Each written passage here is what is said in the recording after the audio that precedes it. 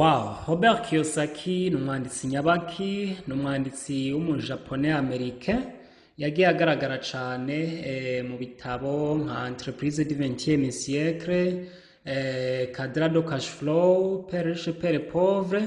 Ari naco gitabo yagiye yibazamo kino kibazo ati kuki ngaha mw'isi abakene bakomeza gukena cane mu gihe abatunzi bo bakomeza gutunga gose.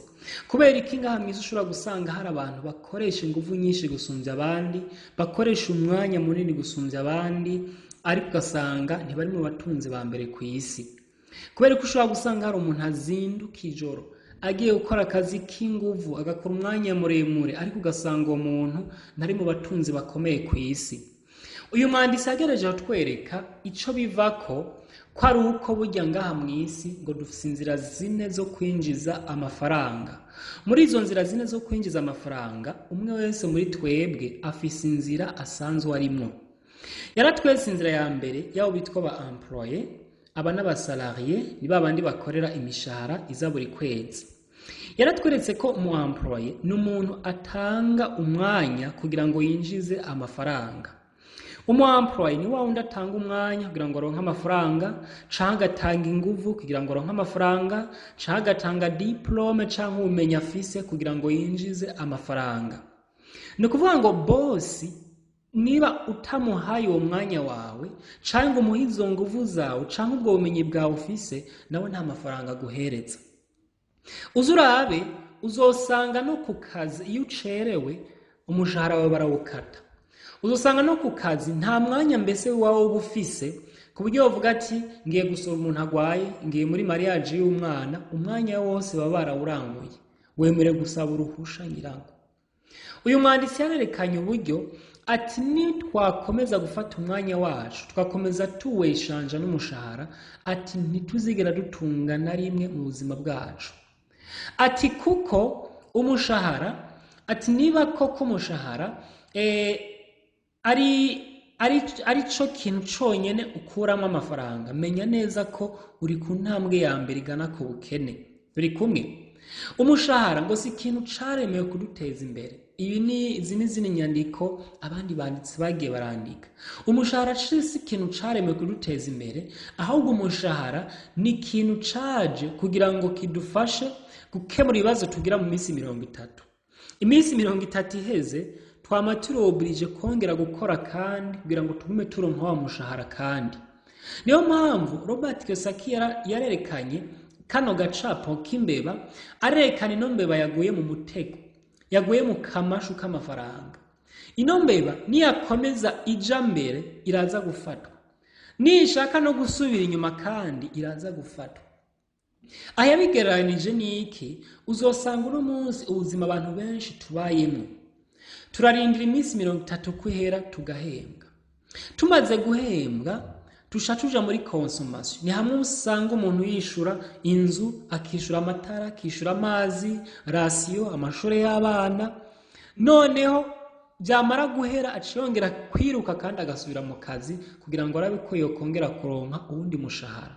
Uzosanga ngo abantu benshi tubaye muri uno muzingi wo kwama turiko turakora, duhembwa, dukonsoma, dusubira mu kazi, dukora, duhembwa, dukonsoma, dusubira mu kazi, ugasanga umuntu abaye mu muzingi ubuzima bwe bwose, abaye muri iyo cycle ntigera ihinduka.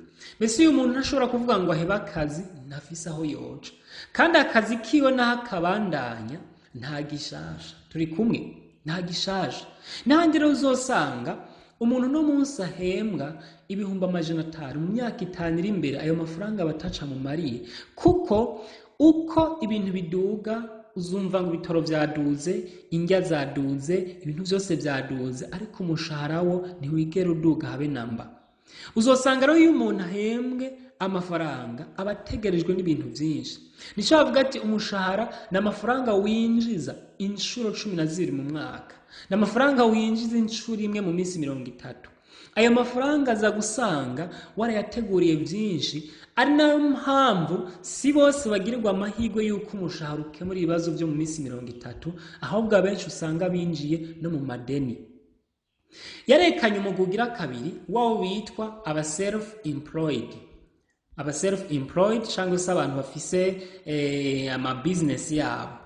Aha harimo babandi usanga bacuruza imangazini zabo, hari bamwe usanga batwara umumotari anyonga imoto yiwe, n'umwavoka afise kabine yiwe.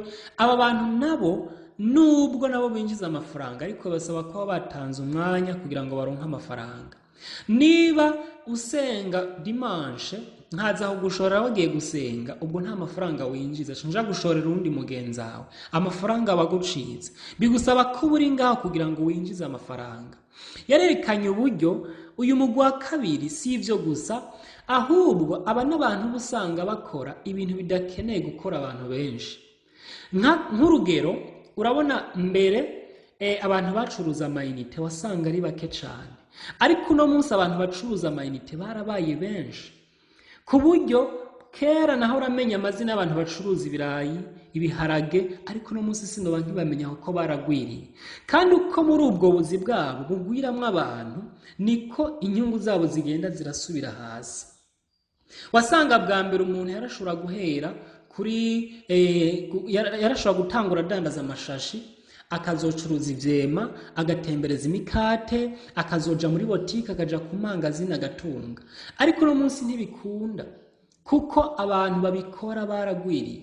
Uyu munsi uzocuruza botike uyimaremwo imyaka 10 kugeza naho usanga baragutaziriye botike kuko byaranse kuhava, ukamara imyaka 10 nturahomba nturunguka. Turi kumwe? Yarerekanye ikindi naco kuri uno mugwi ko uko technology igenda iraza niko igenda irononera bano bantu. Nk'akarorero, murabona uyu munsi hagenda hakogwa amarobo, ugasanga umufundi yubaka inzu, mugabo no munsi haje robo zubaka amazu mu gihe gito. Ugasanga haje ubumenyi bwe butandukanye. Mbere wasanga muri za 2010 mu gukamera nk'amafilmu, uyu mukameramani baramukotesha, uyu mupilote yaragura indege akavuga ati indege yanje bazoza barayikotesha. Ariko uyu munsi mu myaka 10 mu gukamera ibiganiro, amafilme, hejuru bakoresha amadrone. Bivuze ngo uko imyaka igenda irahita, technology igenda iraza, niko n'ibintu bigenda birahinduka. Uyu munsi abakonvoyeri bariko barabura ubuzi, hariko haza amabisi akozwe mu buryo bugezweho adakeneye abakonvoyeri. Uyu munsi hariko haraza amarobo akora muri restaurant, ejo ushobora gusanga abakozi bo muri restaurant atakazi bakironka. Uyu munsi hariko harakogwa amarobo akora ubuzi bwo mu mazu, ejo uzosanga abantu bakora ubuzi bwo mu mazu atakazi bakironka. Uyu munsi baratuzaniye gishe automatique, ndaja kurotera amafaranga kuri banke atakibazo mfise, ata muntu nkeneye ansinyira. Ejo bashobora no kuzana n'ikindi kintu ushobora kuja kudepoza amafaranga muri banke ata muntu ukeneye gusinyira. Bivuze ngo abakozi muri banke barashobora kuzobura ubuzi.